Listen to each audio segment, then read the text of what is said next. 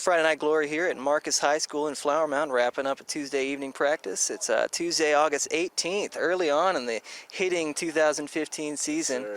Andrew Parish, safety, wide receiver with us for the Marauders. How did this Tuesday practice go? It went well today. It was a lot of contact. It was really physical practice today, and those are always good to have every once in a while as long as no one gets hurt.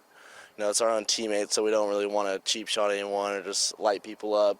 You know, we just want to play hard but play safe at the same time. And today we just kind of rotated offensive players to defense, defensive players to offense, just so we have depth on both sides of the ball. Now, sometimes when you're just getting the pads on, it takes that first big hit for you to really get in the rhythm, get that tempo, that energy going.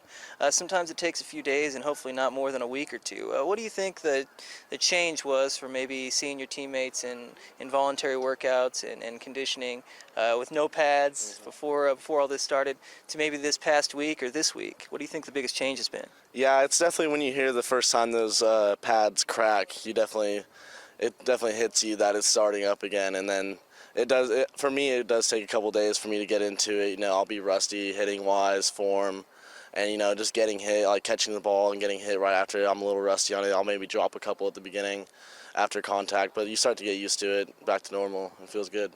I know you guys had a scrimmage this past weekend, another one coming up this Friday against Justin Northwest. It'll be actually here at Marcus. What do you think the most important part about having maybe this informal competition before the season starts? What's the most important part of that?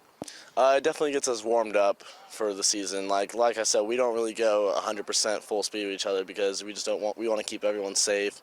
So this really gives us like kind of a warm up, full speed contact game.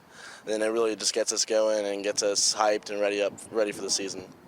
I know you guys spent a little time on special teams at the end of this practice. Naturally, it's a smart way to go middle of the week. You just get the special teams and formations set, get the personnel set. What do you think is the most important part about just getting your team organized, getting them together this early on when you've got regular season games just around the corner?